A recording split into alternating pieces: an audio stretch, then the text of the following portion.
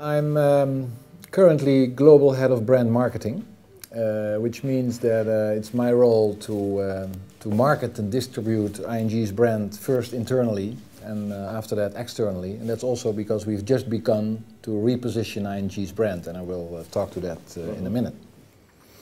And this brand marketing role directly relates to ING's strategy and mission, since ING's mission is helping our customers, actually setting the standard in helping our customers manage their financial future. And there the brand directly kicks in. I'm not even sure if I'm a strategist, but maybe I am, because I'm a very practical guy, very execution oriented. So I really need real strategists to stop me every now and again of doing things and first think and then do. So, but that's a good combination. And that's also what I like, I both like to look forward, let's say in terms of vision or dream 5 or 10 years from now. But at the same time, I want to see results now and today or on a short term. And, we have put a few people together who really, mix very well.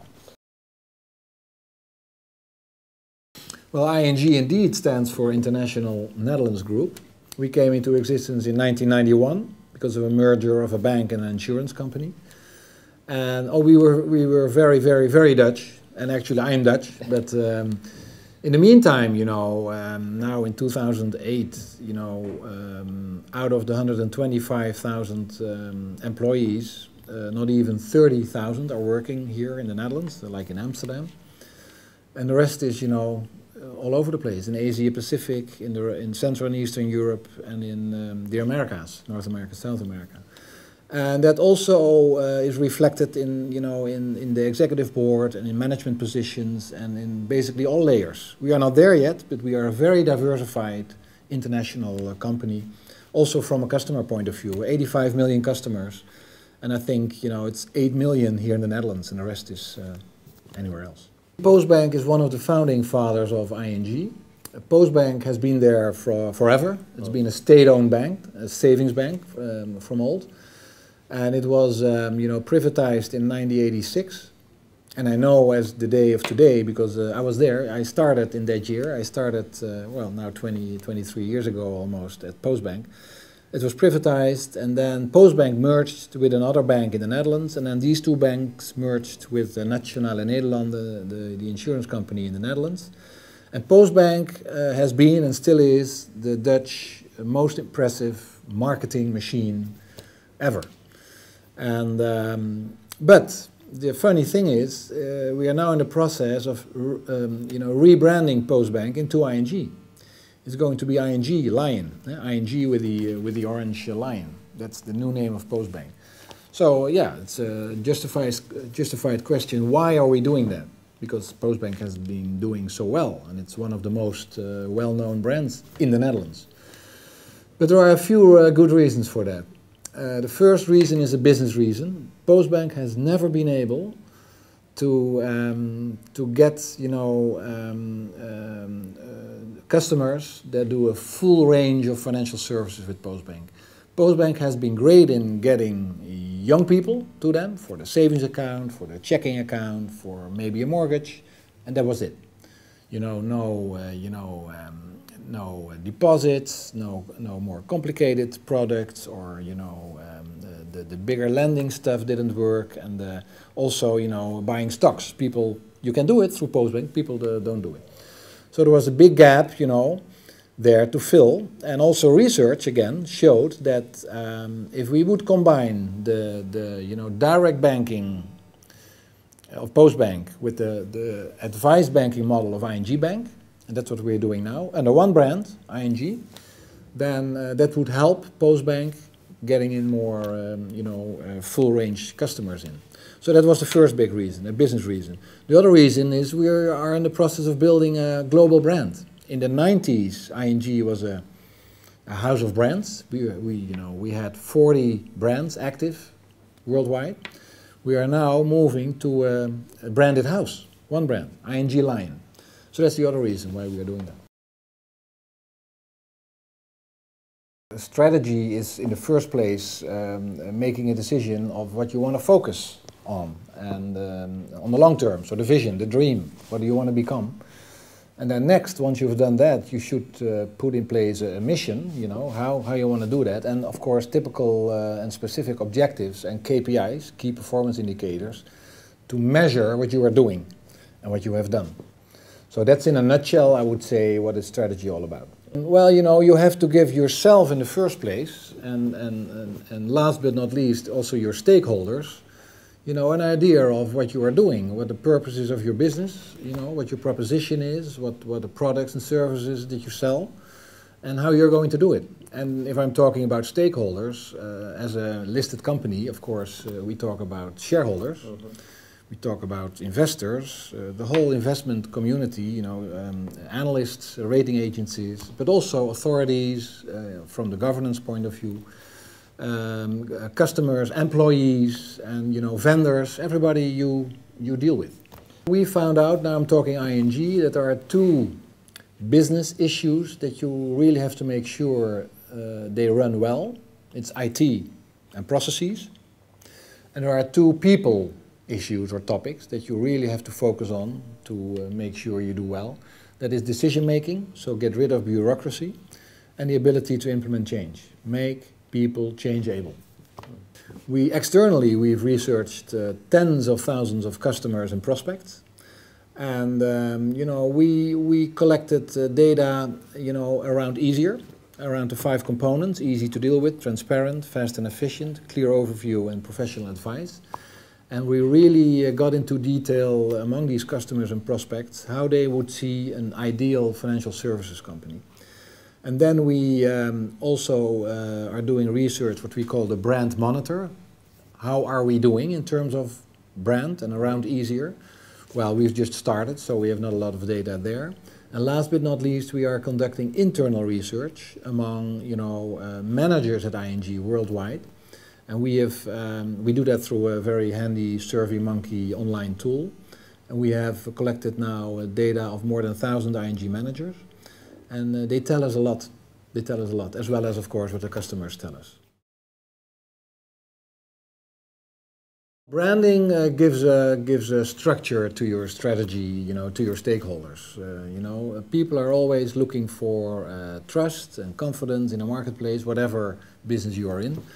And for sure, in the financial services world, you know, people want not only a well-known name, but also a name with a good track record and a good promise, and a promise that's delivered on. Very important. Well, it all started, of course, with ING's vision and mission, and that started 4 years ago now, and now I'm talking 2004, when our new and current CEO, Michel Thielman, came in. He really reviewed ING's strategy and basically turning the company to a full retail customer-oriented firm, both in banking, insurance and asset management. So get away a little bit from investment banking, get away from P&C insurance, and really focus on you know, things like direct banking, retail insurance, and branch banking and internet banking. We basically had 3 brand values, and we still have them, but now I'm talking 4 years ago, 3 very active brand values: deliver on promises, easy to deal with, and treats me fairly. And they are still on our screensavers, you know, here in the office and on everybody's desk. But we are now in the process of focusing the 3 brand values to 1, because we think we have to make life easier for our customers. So now, going from there, we have done research, which one to take from the 3, and then research told us that it should be easier, not easy, but easier. And I will explain in a minute. So now we are turning, you know, our strategy and our brand proposition into the proposition of easier.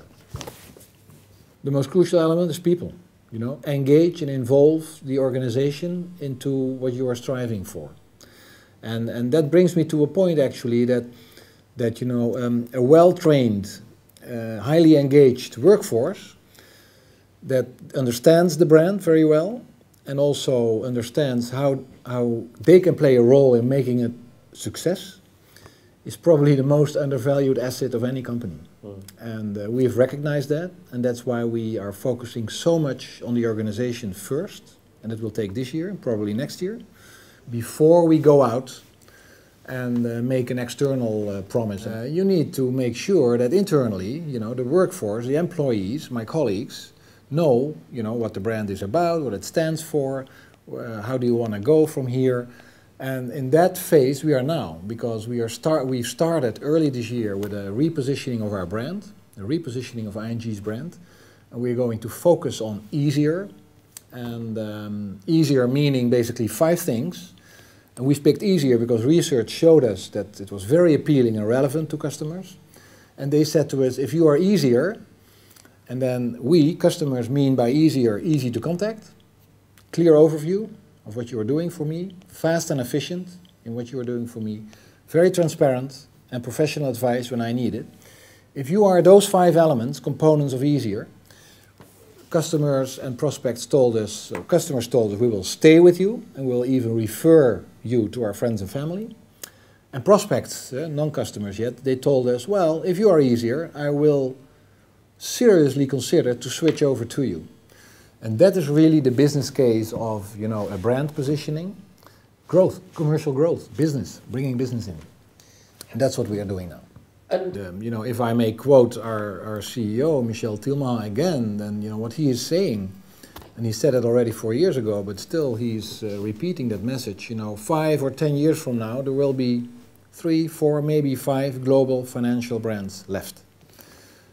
And ING will be one of them. And that's our ultimate goal. We are now going to all our businesses in all the 50 countries. So every single business unit, banking, insurance, asset management, we visit with a team of 2, sometimes 3 people, and we run a workshop, a one-day workshop around easier. What we do there is we make easier very concrete, because we bring in the data of the research, showing gaps where customers and prospects see us today in terms of easier along the 5 components, where they want to have us. So it's the perception of today and the expectation for the future. And that shows gap, obviously. We are not perfect, and nobody is perfect, so we can do better, but that makes it very concrete in terms of gaps. And we go through these gaps in the workshop with the management team of that business unit. And we talk about touch points in terms of touch points with customers in pre-purchase phase, purchase phase, post-purchase phase. And we unwrap the issues, where are we doing good? Where can we do better? Where are we doing bad? And we bring in best practices of other business units. We are currently running these workshops, very concrete and pragmatic workshops with the business. We have done 20 so far, 25 more to come. And that's exactly what I mean, that currently we are focusing on the organization internally. So easier is not yet a branding or a marketing or an external positioning topic. It's an internal, almost organizational change topic. Because we also found out internally that, becoming easier means change. Change in leadership, change in culture, change in decision-making, change in the ability to implement change. And that's what we are focusing now on. Well, I think there are a few risks out there. In the first place, this should be driven by the CEO. We are very fortunate and lucky that it is, and it will be. And of course, the CEO cannot do it on his or her own. The CEO needs to involve the executive board, and the executive board members need to involve the business units they are overseeing. So that's the first thing, involvement, engagement, drive from the top. But at the same time, you have to make sure that the brand and the engaging elements are also getting known at the bottom. And that's where we have been inspired by Toyota, because they have been doing, I think now for 20 years, their Kaizen approach, and basically meaning that Toyota, collect ideas and improvement ideas and experience build up from the shop floor, so to speak, and bring it up. And they have a beautiful system. They call it Kaizen and Chi, which is all about the wisdom of experience. And they have been doing that now for 20 years, and look at Toyota now. They are the most qualitative automobile firm, they are the most profitable automobile firm. That's a very inspiring example, and we want to follow that path. In the first place, have the listening ear out there to what's going on out there, to customers, you know, today and also, you know, going forward. I think that's crucial. And then second, focus on, focus, you know, make choices. Don't want to be everything to everybody, but find a niche or focus on you know, one or just a few single things and make that clear.